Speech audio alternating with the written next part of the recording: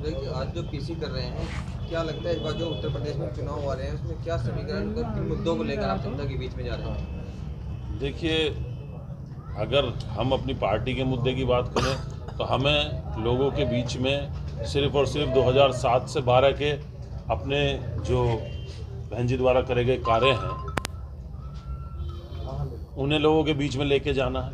और जहाँ भी हम उन्हें, जब से मैंने अपने इस चुनाव की अभियान की शुरुआत करी है तब से ये मुद्दे हमारे बीच में रहे हैं कि भाई बहन जी ने किसानों के लिए क्या किया, किसानों के लिए 125 रुपये उन 5 साल में बढ़ाए, बेरोजगारों के लिए क्या किया, कितनी यूनिवर्सिटियाँ बनाई, कितने विश्वविद्यालय बनाए, और जहाँ तक मेरी अपनी जानकारी है 5,500 से ज़्यादा तो प्राथमिक विद्यालय बनाए गए, 23 से ज़्यादा नए जिले बनाए। और इन्होंने क्या किया, इन्होंने क्या, किसी उस समय बहन जी ने कितने रोजगार दिए, मतलब शिक्षा के क्षेत्र में हो, रोजगार के क्षेत्र में हो, सड़कों के क्षेत्र में हो, बहन जी का विकास जबरदस्त था। इन लोगों ने उन जिलों के नाम बदलने हो, या जो गरीब तबका जो आरक्षण की सहायता से अगर कहीं कोई प्रमोशन ले लिया था उस प्रमोशन को डिमोशन में करना, मतलब इन लोगों ने बदले की राजनीति की, सिर्फ और सिर्फ उन जिलों के नाम बदलने, मतलब टोटल हम ये नहीं, इन्होंने कोई विकास के जो कार्य थे उन्हें आगे नहीं बढ़ाया।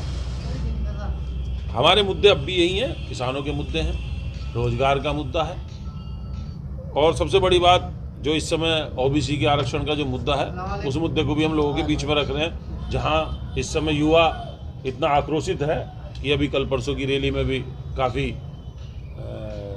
हंगामा हुआ है, तो हम अब लोगों के बीच में अपनी वही बात रख रहे हैं कि अगर आपको हमारे शासन वाली, बहन जी के शासन वाली जो बातें हैं उन्हें याद करें, तो बहन जी के शासन को याद करें, तो बहन जी को 5वीं बार मुख्यमंत्री बनाने में सब लोग सहयोग करें।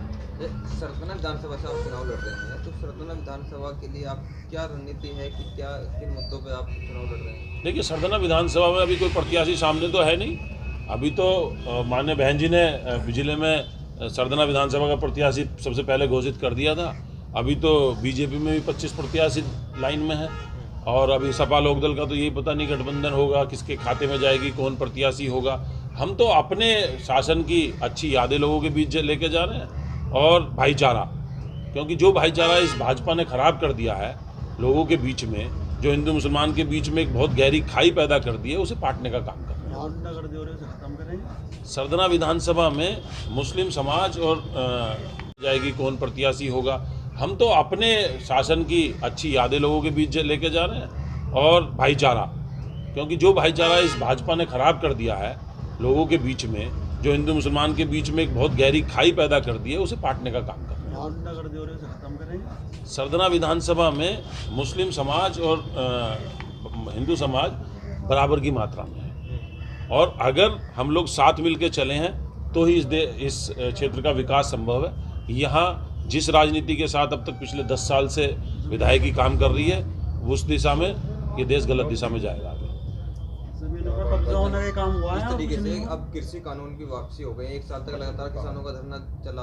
क्या लगता है कि इस जो बीजेपी वोटर किसान नाराज थे बीजेपी से, वो दोबारा बीजेपी की तरफ जाएंगे? 700 आदमियों की आहुति लेके किसी हठधर्मिता को, जब किसानों ने जबरदस्ती उसे घुटने के बल ला दिया उस सरकार को, उसे आप ये तो नहीं कह सकते कि वापस ले लिया। वापस तो उन्हें लेना ही था, अब ना लेते 2 साल में लेते। वो किसान थे, वो 10 साल भी नहीं हटते, वो तो मजबूरन। आपने जब 700 लोगों की आहुति ले ली, अब आपको दिखाई दे गया 5 राज्यों में चुनाव है, आप सिर्फ चुनाव के लिए, अगर आप चुनाव के लिए इसे वापस ले सकते थे तो क्या 700 लोगों की जिंदगी कोई मायने नहीं रखती थी? बीएसपी प्रत्याशियों का सरदना में इतिहास रहा है कि चुनाव के टाइम पे तो दिखाई देते हैं, लेकिन जब चुनाव खत्म होते थे, हार या जीतने के बाद में, वो सरदना की जनता के बीच में नहीं रहते। नहीं, मैं आपकी बात से सहमत नहीं। चौधरी चंद्रवीर सिंह यहाँ से विधायक बने थे, पूरे 5 साल लोगों के बीच में रहे, उसके अगले साल वो बाद में वो हारे। इमरान भाई, ठीक है, इमरान भाई भी यहाँ से लड़े, हारे, जनता के बीच में रहे।